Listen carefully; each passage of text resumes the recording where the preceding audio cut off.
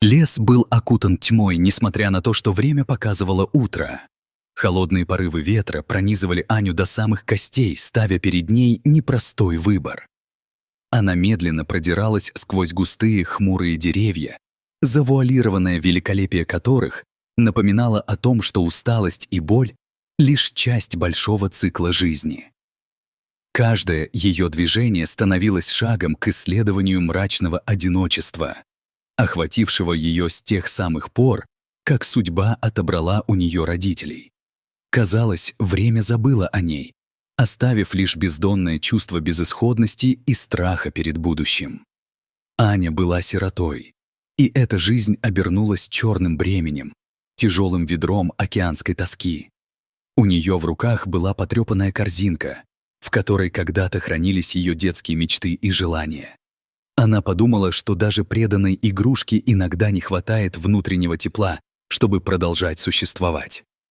Опавшие листья и ветки шорохом касались ее обнаженной кожи, как пронзительные слова, произнесенные в тишине.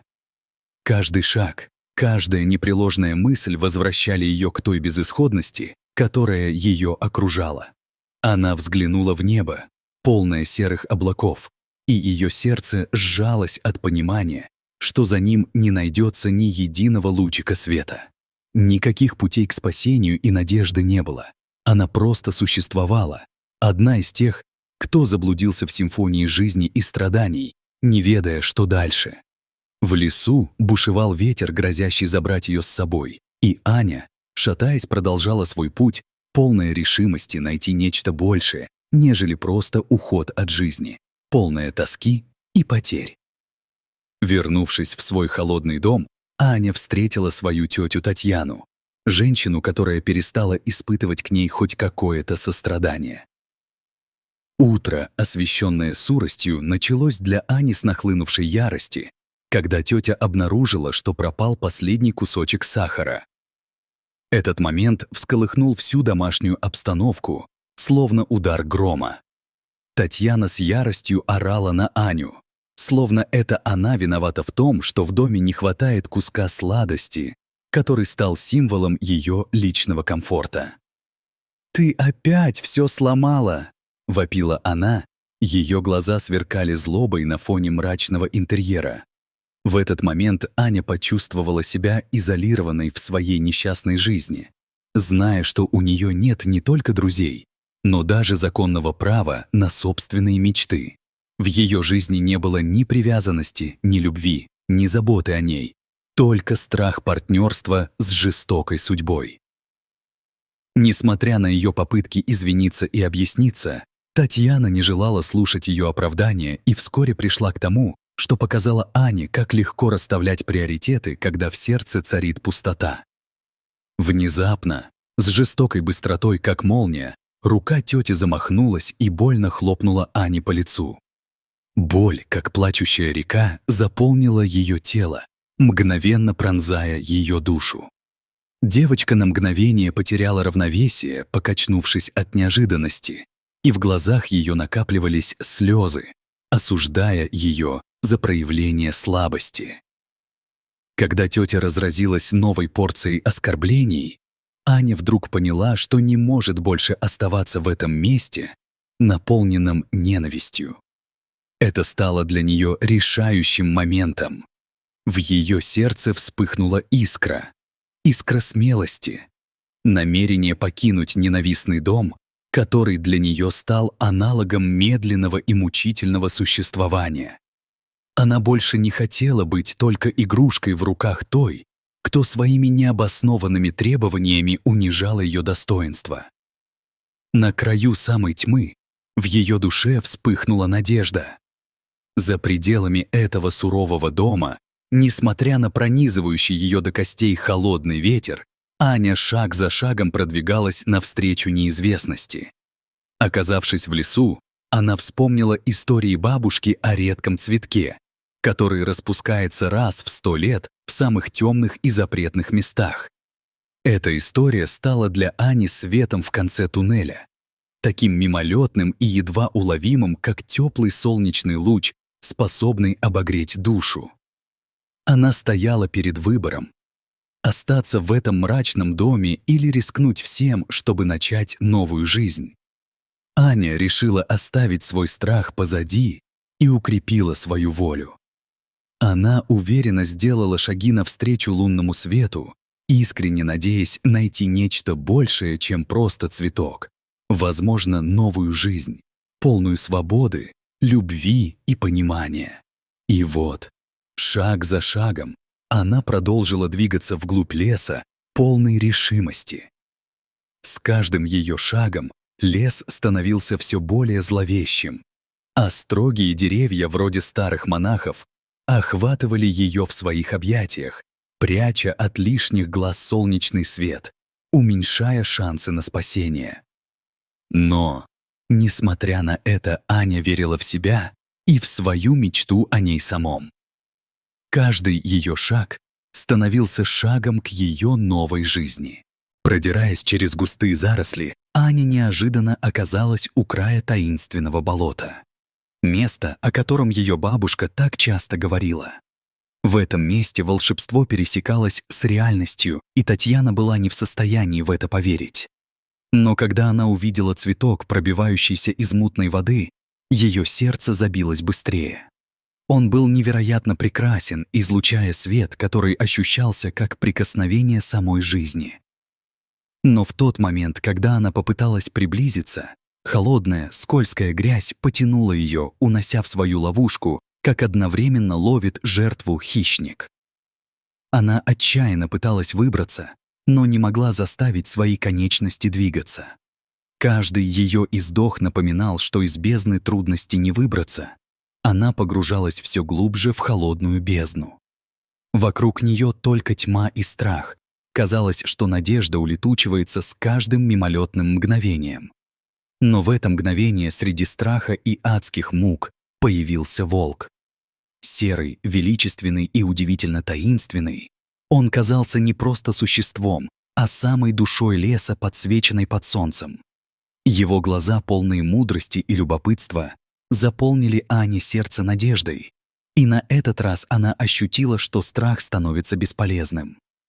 С огромной в то же время нежной осторожностью волк начал двигаться к ней. С остальной частью его инстинктов он нежно подошел к ней, словно понимая ее страх. Было странно, что такое красочное создание может показаться не только диким, но даже способным быть сострадательным. Аня, ощущая его близость, помимо страха, вдруг ощутила и покой, который был ей давно незнаком. Так же, как и волк понимал ее состояние, который тоже до сих пор прятался от людей, до сих пор искренне идущих с ним на связь. Теперь, когда это существо могло спасти ее, надежда снова вспыхнула в ее сердце. Это был не просто момент гнева или боли. Это был момент вежливости, когда природа охраняла своих собственных. Но они знали, что силы противостоят ему, даже в их стулке. Совать свои инстинкты, волк медленно и осторожно искал способы помочь Ане. Если бы он мог говорить, он бы попросил ее успокоиться и поверить в него. Он понимал, что самое важное — это действенное решение. Для нее это стало решением не быть одной. Отшельничество и страх стали некой концепцией, и вот это понимание стало для нее источником надежды. Собравшись с мыслями, волк вдруг вспомнил о своем прошлом, о том, как его когда-то обидели простые люди. Но теперь у него была возможность сделать нечто великое, что могло бы изменить не только его жизнь, но и жизни других. У него уже были свои шрамы, но он не мог позволить, чтобы страх отказал ему в возможности стать святым, даже стоя перед опасностями. Собрав мужество, волк направился в близлежащую деревню, не замечая здешнего мира, в поисках помощи. Несмотря на свою устрашающую репутацию, его мужество и смелость привлекли внимание нескольких охотников, которые в первую очередь были настроены против него. Их сердце немного развеялось, когда волк тем не менее призывал их как ликующий призрак, который открывает тайны прошлых жизней. В этот момент кто-то из них начал осознавать, что это существо не является врагом. Охотники, изначально враждебно настроенные по отношению к волку, вдруг почувствовали, что в жизни должна быть и другая сторона, что сама жизнь может быть не только жестокой. Поэтому, собравшись на помощь, они увидели его храбрость, когда он вызывал их на поиски спасения для Ани. Объединившись, они преодолели свои страхи, и их сердца наполнились сочувствием. Пройдя через лес, несмотря на отсутствие понимания и поддержки, они, наконец, достигли болота, где волк боролся всей душой за девочку. С каждым шагом напряжение нарастало, ставя под сомнение их решимость и связывая их судьбы. Но они знали, что волк вел их к надежде. Однако беда пришла и ударила ниоткуда. Один из охотников, не распознав волка в мрачной обстановке, выстрелил. Серый падал, его сильное тело больше не могло сопротивляться боли. Он был пронизан огнем смерти, медленно покидающей его. Но волк не сдавался. Его последний жест был актом любви и жертвы, тем самым освободив Аню, прежде чем потянуться в полный мрак. Эта жертва не была просто моментом. Она оставила за собой след, который никогда не должен быть стертым.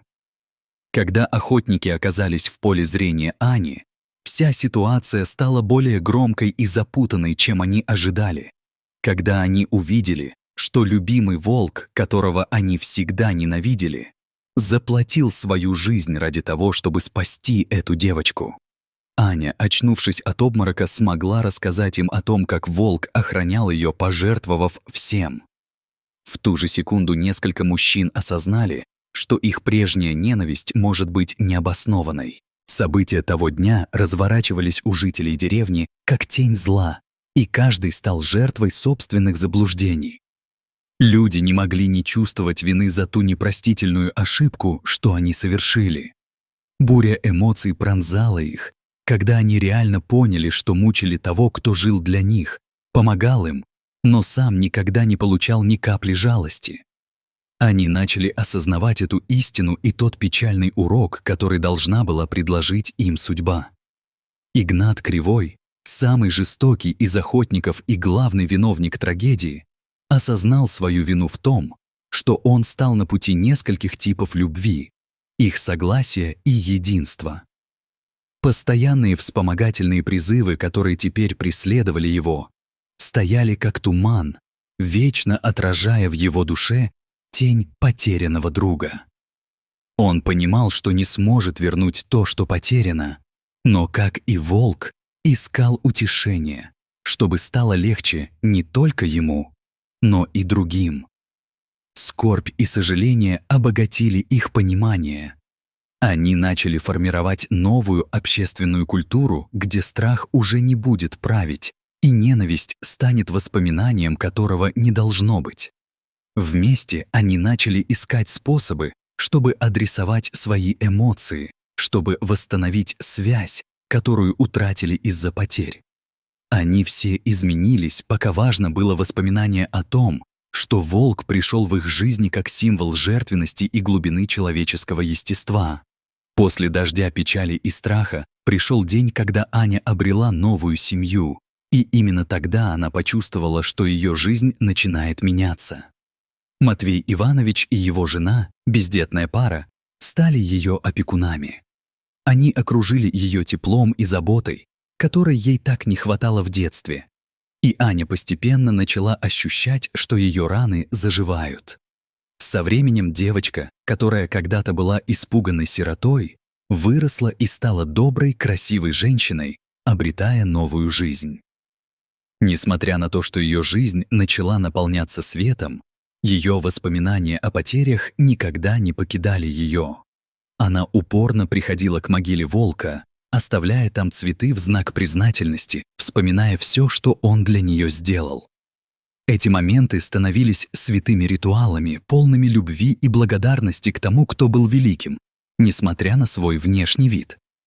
В ее сердце всегда оставалась любовь, и каждый раз, когда она приходила к могиле, она точно знала, что волк все еще находится рядом с ней. Она делилась своей историей с детьми, рассказывая о мужестве и величии волка. Эти истории вдохновляли новое поколение и служили постоянным напоминанием о том, что даже в самых темных уголках леса можно найти свет и надежду. Постоянная память о волке послужила напоминанием о добре, любви и взаимопомощи, о том, что даже из мрака можно рождается свет. С годами, как волк стал отсутствовать, сама пыль изменила свои цветы, пополняя материнство и заботу. Каждый небольшой молодняк был знаком благодарности, отдаваемой прошлому, и теперь ее жизнь имела смысл. Насчет волка, жертва которого осталась незабываемой, Аня считала его имя святым. Эти уроки добра и жертвы стали основой их жизни, создавая новый дух, основанный на любви, взаимопомощи и понимании. Одинокие фигуры, такие как Игнат Кривой, бредили по лесу, искали прощения, реанимируя свои искренние чувства к утратам, и игнорировали тот факт, что вызов конечной смерти был гораздо больше, чем можно было понять. Обращаясь к природе, они испытали ощущение утешения и с каждым вздохом продолжали помогать другим, возможным образом восстанавливая надежды на улучшение. История о волке, спасшем девушку из коварного болота, заключалась в глубоком моральном уроке для всех. Люди начали ценить то, что прежде казалось предосудительным. Их видение животных изменилось, и они признали право каждого на существование, даже если оно представляло собой опасность. Важно было не только найти или убить, но и понять и поддержать окружающих.